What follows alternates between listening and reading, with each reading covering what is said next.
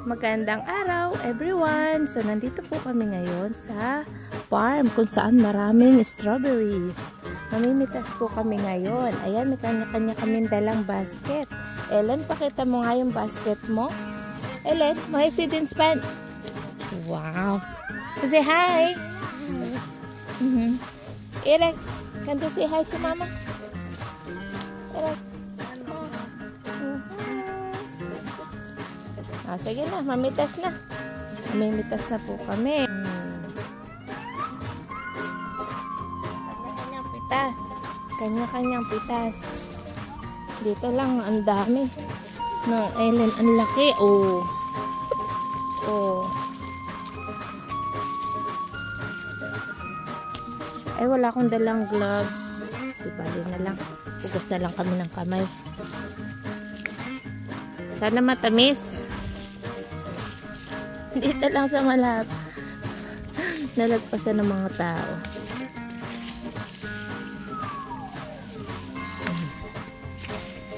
Diba? Uy, ang lalaki. Ay. Lalagay namin to sa freezer.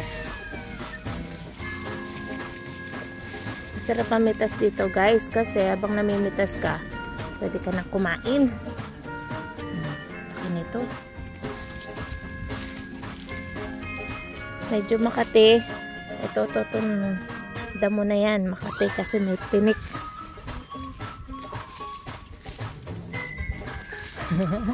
O diba, kanya-kanyang mga pitas guys. Si Ellen na, Ellen, look on God's face, my love. They okay. Yeah. Ada space? Nay? Galag. Ito oh, dami. Look on God's face, my love. Ikino? Ikino? Oh, dito mahawak. Eric, smell. Smell, Ellen.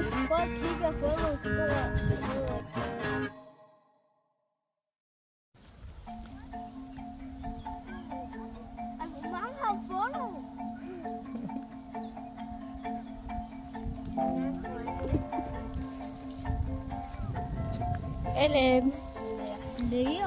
Ayan, ang dami oh. Ganito nyo oh. Ayan oh, ganyan.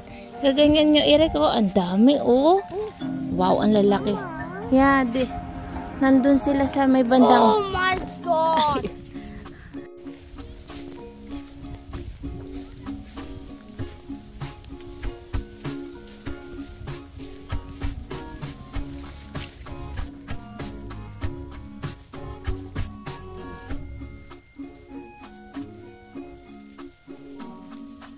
Dito sa amin sa Denmark ay may tinatawag na self-look. Ikaw ang mamimitas. Gusto ito ng mga anak ko. At mamitas ka hanggang gusto mo. Pero bago ka pumasok dyan sa farm na yan, ay may entrance fee. Nagbayad kami ng 20 krona per person, pero si Ellen dahil 3 years old ay nakalibre siya. Wala naman sinabi sa amin na bawal tumikim, so kumakain kami habang namimitas. Kapag kontento ka na sa mga napitas mo, ay pupunta ka na doon sa counter at ipapatimbang mo na ang iyong mga napitas. I-minus nila ang kilo ng iyong mga lalagyan kaya hindi ka magbabayad ng sobra.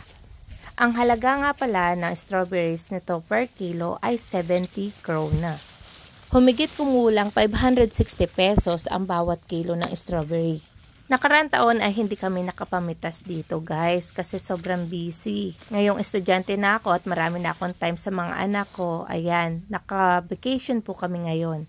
Marami kaming pwedeng gamitin dito sa strawberry guys. Malapit na po ang birthday ni Eric sa September na po. Kaya itong iba naming nagawa rito ay gagawin ni Mr. na cheesecake. Strawberry cheesecake. Gusto nyo ba yun? Tapos gumagawa rin ako ng smoothie para sa mga bata lalo na pag mainit ngayong summer. Maganda ang summer dito sa amin. Sa kabila ng panay ang ulan ay umiinit din naman. Maganda po talaga ang klima dito sa amin. Hindi ganon kasakit sa balat. Ang init na mararamdaman mo sa katawan mo pero umiitim ka. Kaya mahalaga na mag-sunblock everyday. May 4 na season dito sa Denmark at ang summer ang pinakagusto ko. Marami kasi kami nagagawang activity buong pamilya. At ang sarap pagmasdan ng mga bulaklak sa paligid.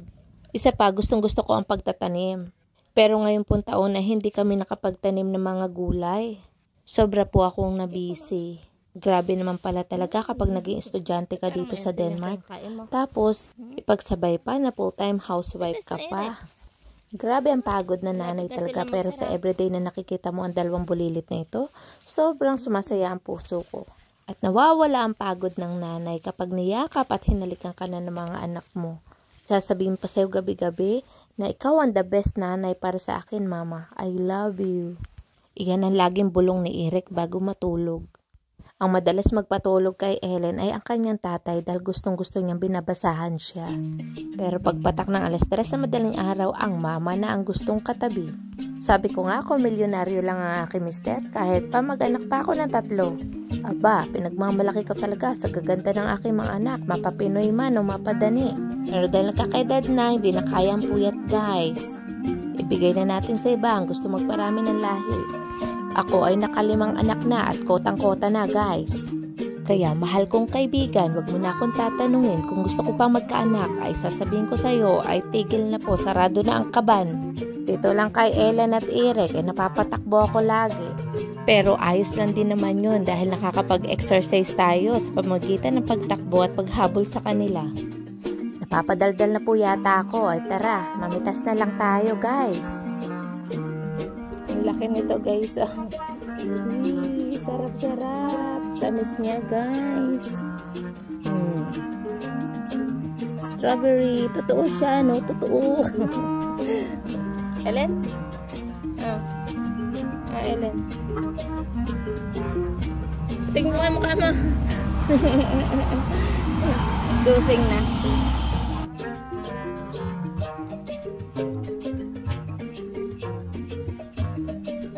Ito yung basket.